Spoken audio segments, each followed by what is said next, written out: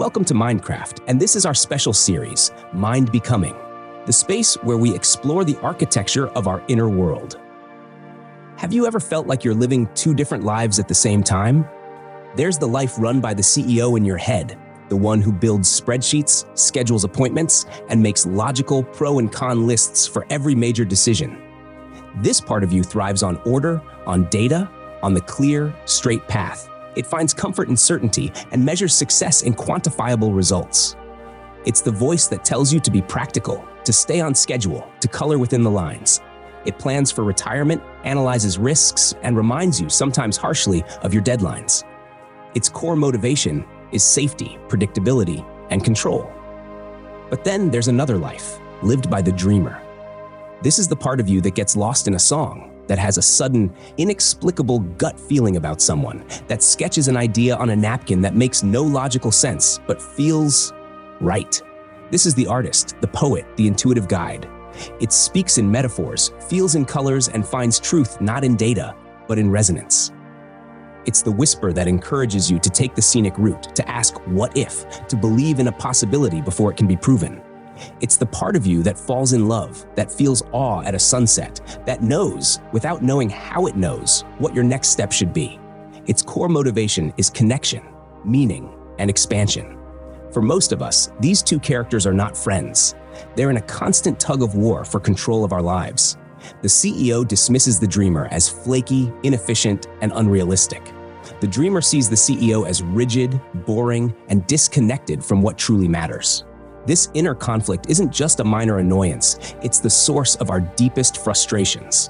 But this tug-of-war manifests in countless subtle, yet powerful ways throughout our day. Think of your work life.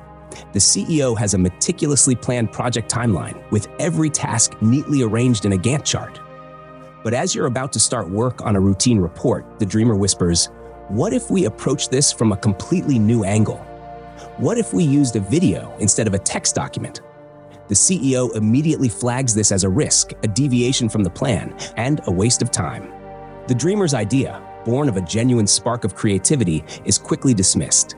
The result? You stick to the plan, but the report feels stale, a dutiful exercise that lacks inspiration, leaving you feeling unfulfilled and creatively stifled. Or consider a conversation with a friend. The CEO wants to logically analyze a problem, offering a step-by-step solution based on past data and proven methods. But the dreamer senses a deeper layer of sadness and vulnerability in your friend's voice, a need not for a solution, but for empathy and connection. The CEO insists on providing facts and figures, but the dreamer feels a strong urge to simply say, "I'm here for you. I hear how much this hurts." When the logical brain takes over, the friend leaves feeling unheard and lectured. When the emotional brain dominates, the conversation can spiral into a chaotic venting session. The constant struggle leaves both parties frustrated, unable to bridge the gap between logical understanding and emotional connection. This conflict also plagues our personal lives. The CEO has built a fortress of routine and predictability. You wake up at the same time, eat the same breakfast, and follow the same weekend errands. This provides a sense of control and safety. But the dreamer yearns for adventure, for the thrill of the unknown. It sees a last-minute flight deal to a city you've always wanted to visit and says, "Let's go." The CEO, terrified of the disruption and the unplanned expense, puts up an impassable wall of reasons why it's a bad idea. You stay home, comfortable and safe, but a nagging sense of regret and longing lingers. You feel caged by your own practicality, a prisoner in a life you've logically constructed. This constant internal battle is the reason we often feel fragmented, stuck, and living at only half our potential. This fragmentation isn't just a metaphor. It creates two very real and very painful realities. Let's look closer at the price we pay when one of these powerful forces stages a coup and takes over our inner government. When the CEO is in absolute control, our life can look incredibly successful from the outside. The career path is linear and impressive. The finances are in order. The home is organized. But inside, a quiet desperation grows. This is the world of burnout, where the soul is sacrificed for the schedule. Joy is no longer a reason to do something. Efficiency is.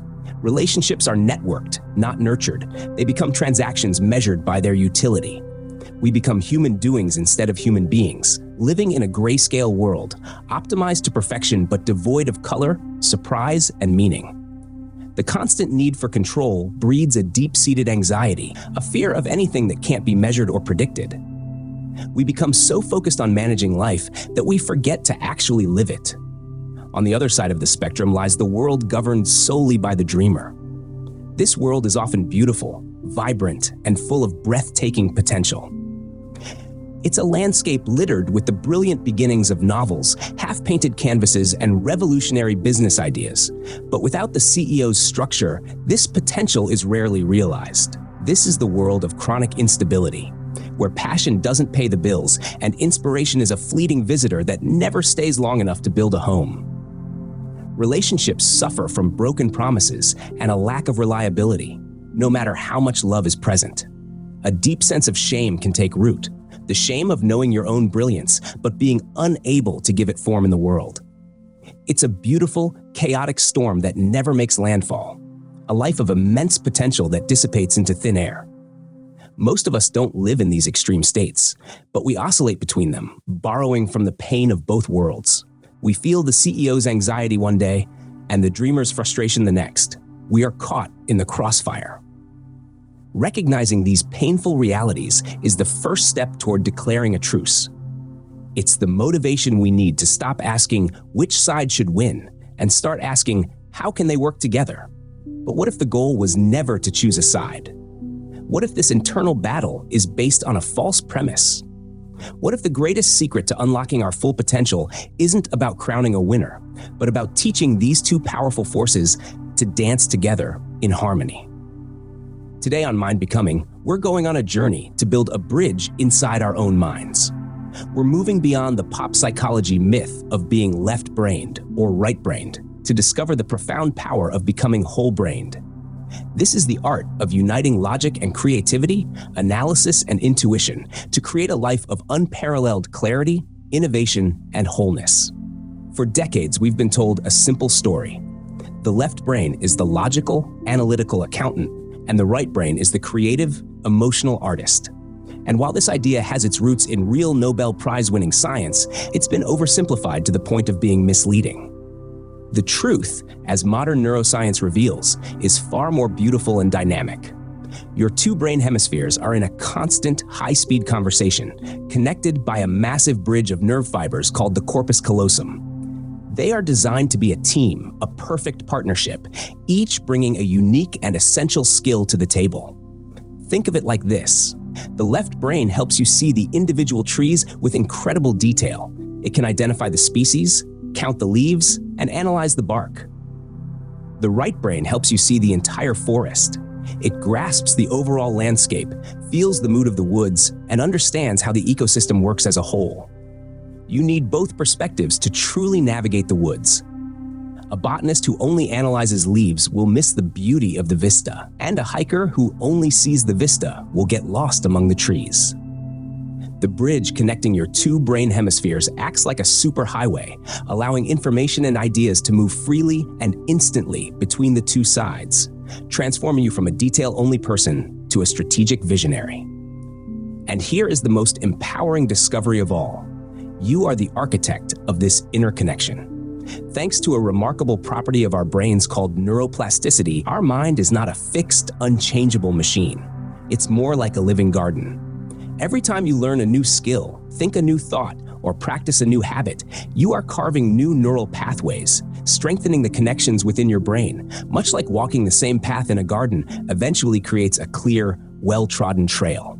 Conversely, pathways you stop using become overgrown and faint. This means that building the bridge between your logical and intuitive selves is not just a beautiful metaphor. It's a literal, biological process. You have the power to physically rewire your mind for greater integration, balance, and harmony.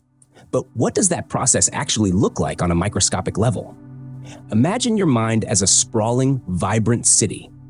The CEO and the dreamer each have their own well-established neighborhoods. The CEO's district is a grid of neatly paved streets, efficient, predictable, and clean. The dreamer's district is a maze of winding alleyways and hidden courtyards, full of vibrant colors and unexpected turns. For most of our lives, traffic between these two districts is slow and limited. A few old, dusty roads connect them, but the main flow of traffic stays within their respective territories. Neuroplasticity is the act of becoming a city planner. You are the one who can decide to build new roads and bridges to connect these two sides. Every time you consciously engage in an activity that requires both logic and intuition, you are laying down a new stretch of pavement. When you repeat that activity, you are paving the road, strengthening it, and eventually turning it into a superhighway of neural connections. This is how you literally create a more integrated brain. Think about the simple act of learning to play a musical instrument, one of the most powerful examples of neuroplasticity in action. Initially, your logical brain is in overdrive, reading sheet music, counting beats, remembering finger positions. It's slow, deliberate, and often frustrating. But as you practice, the dreamer begins to get involved. The emotion of the melody, the feeling of the rhythm, the flow of the music starts to take over. The logical and intuitive parts of your brain are no longer operating in isolation. The corpus callosum, that neural superhighway, becomes a bustling thoroughfare. The conscious, analytical effort, left brain, merges with the subconscious, emotional expression, right brain, and you enter a state of musical flow. This isn't just about getting better at the piano. It's about physically re-engineering your brain to be more integrated. This dynamic, living nature of the brain means that the potential for change is always present. In a world that often overwaters the logical, data-driven parts of our garden, consciously choosing to cultivate our intuitive, creative side isn't just a nice idea. It's essential work. It's about deliberately building the bridges that have been neglected. The benefits of this rewiring are profound and far-reaching. An integrated mind is more resilient, better at creative problem-solving, and more emotionally intelligent. It's a mind that can adapt to the unexpected, find opportunities where others see only obstacles, and navigate the complex human experience with both wisdom and compassion. The question then becomes, what does that integrated life actually look like? When the inner CEO and the inner dreamer stop fighting and start collaborating, your entire experience of the world transforms. This is the dance of wholeness, and it shows up in the most practical and profound areas of your life. In your work and your leadership, you become a force of nature. An integrated mind can dive deep into data, analyze trends, and build a rock-solid strategy. That's the left brain at its best. But it can also sense the unspoken morale of a team, tell a story that inspires action, and come up with a game-changing idea that no spreadsheet could ever predict. That's the right brain's genius. Imagine launching a new product. The left brain handles the market research, the budget, the supply chain logistics.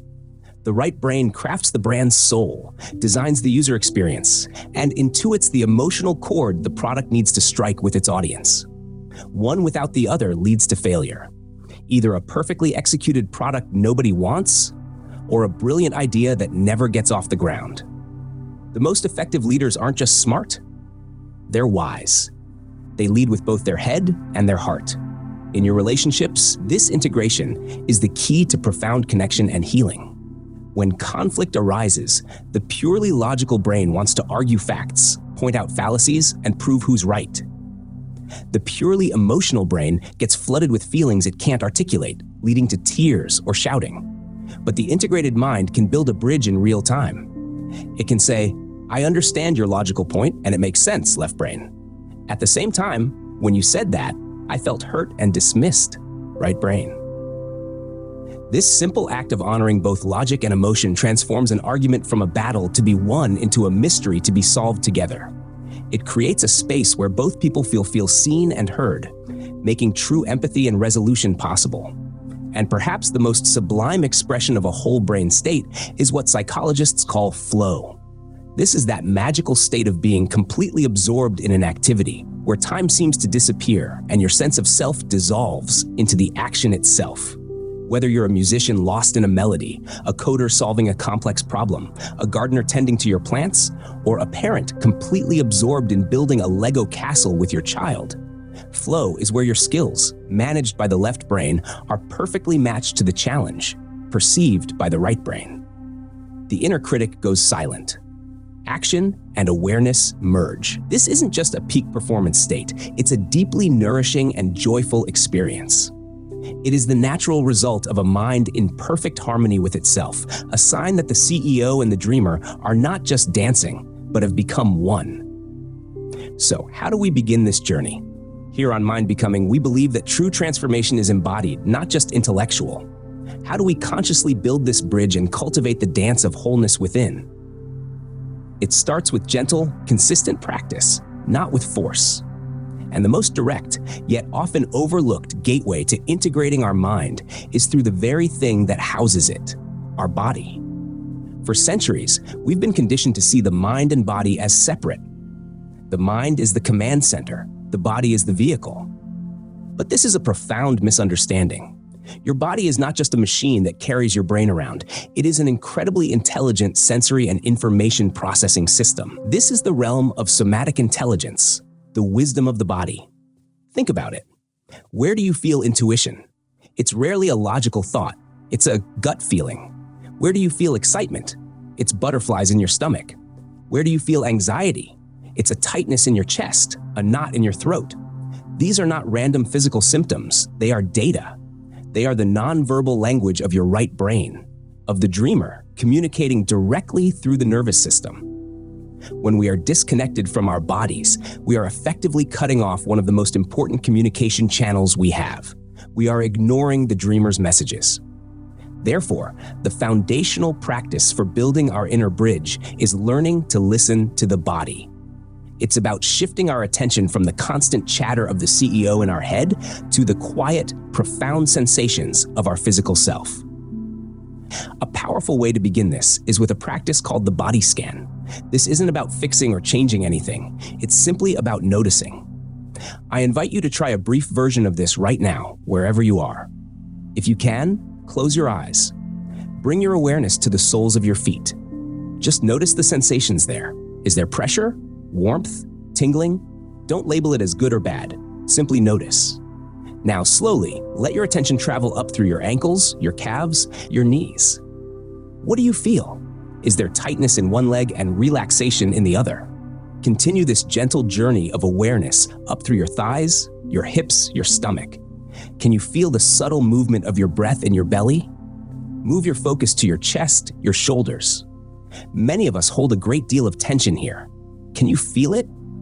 Just notice it, without needing to release it. Let your awareness travel down your arms to your fingertips, and then up through your neck and into your face.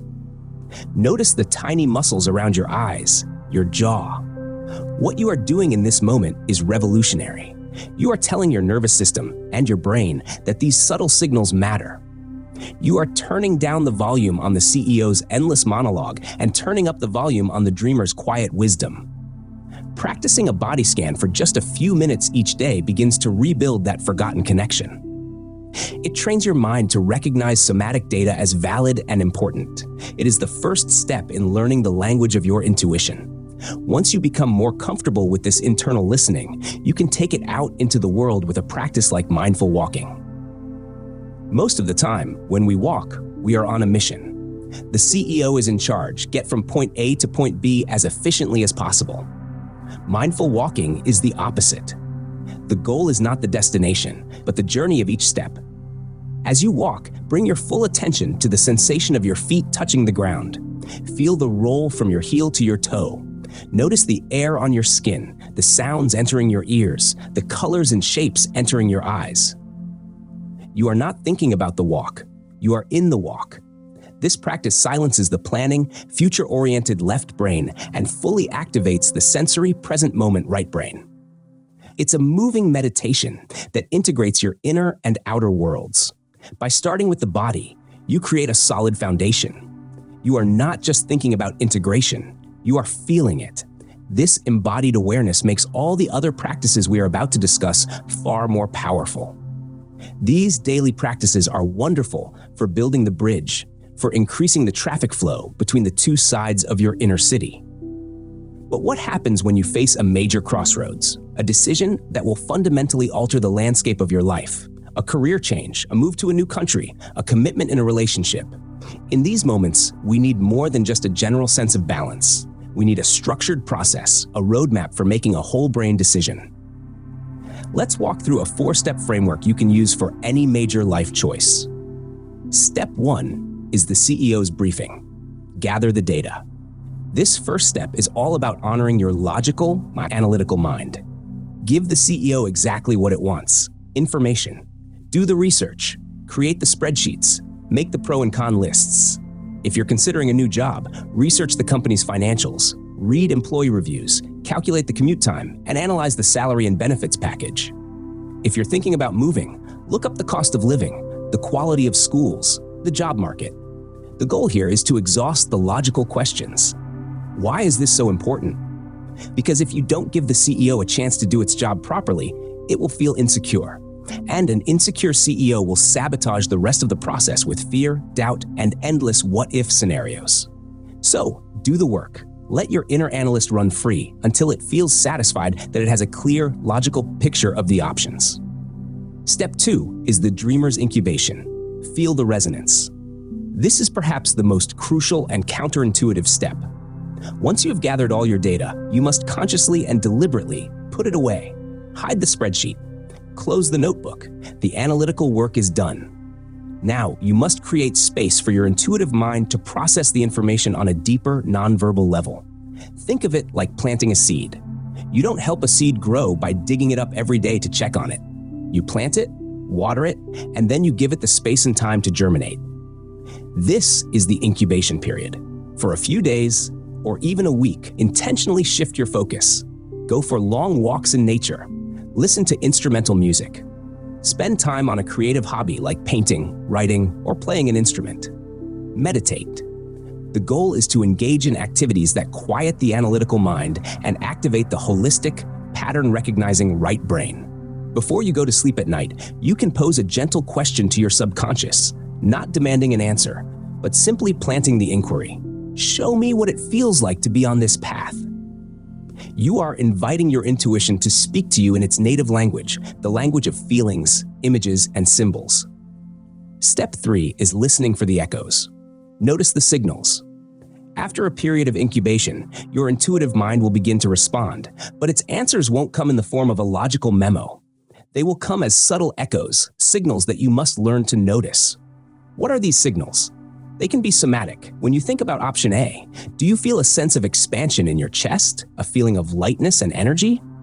When you think about option B, do you feel a subtle clenching in your stomach, a sense of dread or heaviness? Pay attention to your body. It is a finely tuned instrument of intuition. The signals can also be synchronicities. You might suddenly hear a song on the radio with lyrics that speak directly to your dilemma. You might open a book to a random page and find a sentence that offers perfect clarity. You might overhear a conversation between strangers that feels like it was meant for you.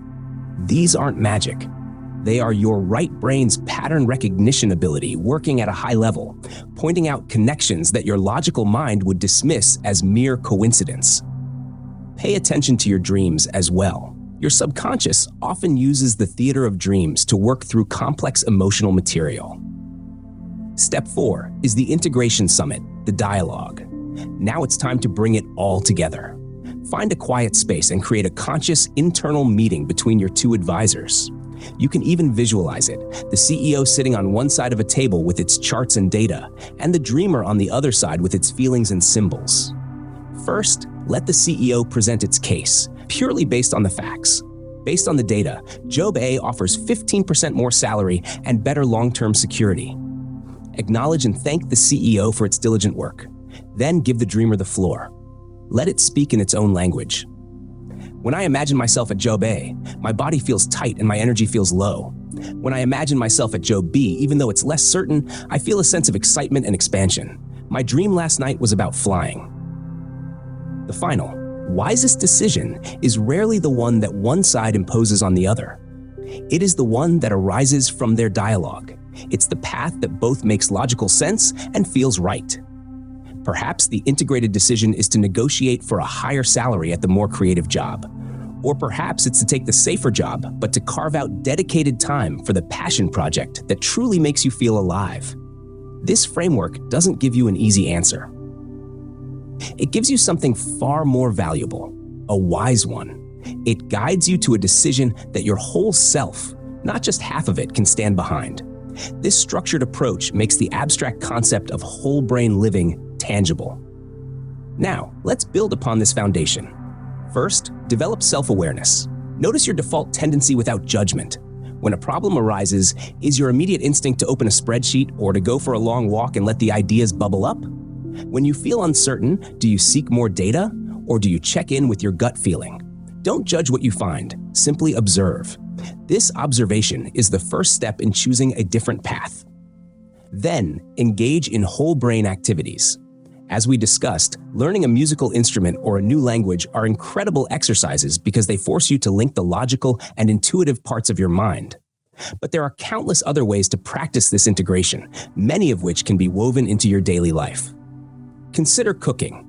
The CEO loves a recipe. It's a precise, logical plan with exact measurements and sequential steps. Following a recipe is a left brain task. But what happens when you decide to try a new ingredient, to substitute a spice, or to intuitively taste and adjust the seasoning based on feel?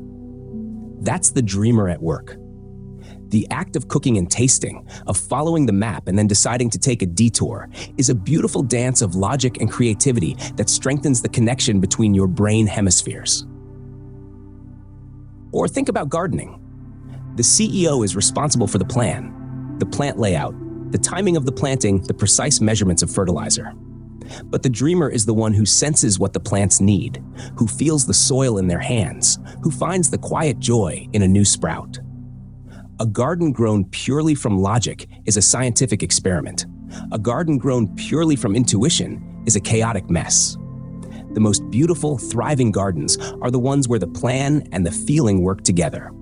Even something as common as public speaking is a powerful whole brain activity. The CEO writes the speech, organizes the bullet points, and remembers the key facts and figures.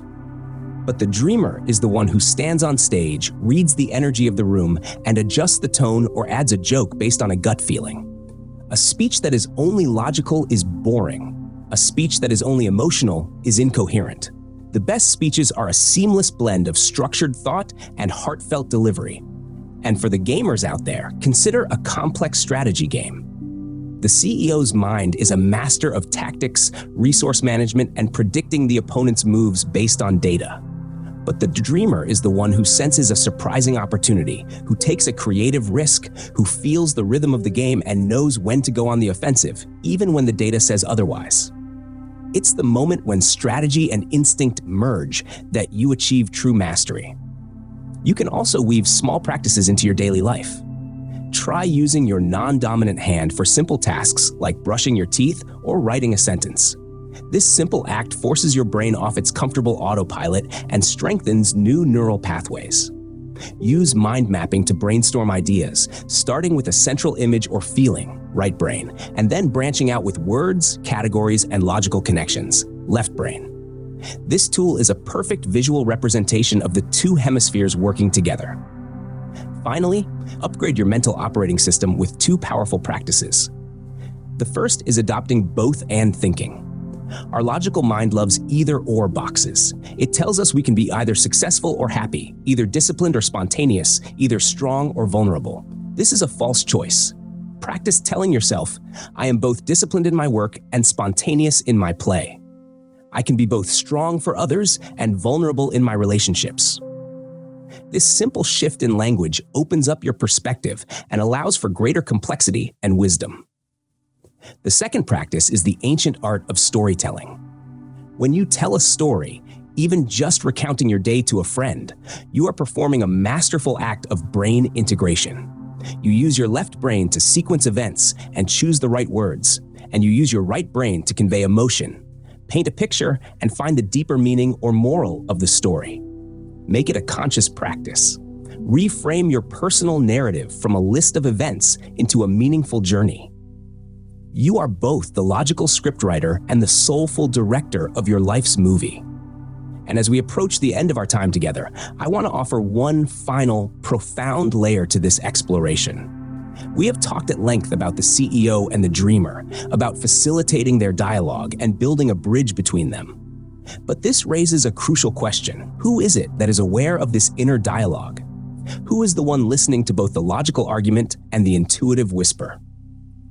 This brings us to the concept of the silent observer, or what many wisdom traditions call the witnessing self. This is not another character in your mind. It is not a thought, not an emotion, not a sensation. It is the silent, spacious awareness in which all of these things arise and pass away. Imagine your mind is a movie screen. The CEO and the dreamer are the actors, playing out their dramatic scenes. The thoughts, feelings, and plans are the plot of the movie. For most of our lives, we are so engrossed in the movie that we believe we are the characters. We identify completely with the CEO's anxiety or the dreamer's longing. We are lost in the story. The practice of cultivating the silent observer is the act of remembering that you are not the actors nor the plot. You are the screen itself. You are the vast, unchanging, silent space that allows the entire movie to happen. The screen is never harmed by a dramatic explosion, nor is it made happier by a romantic scene. It simply holds it all, impartially and with a quiet presence. This is the ultimate goal of integration. It's not just about getting the two actors to cooperate better. It's about shifting your primary identification from the actors to the screen.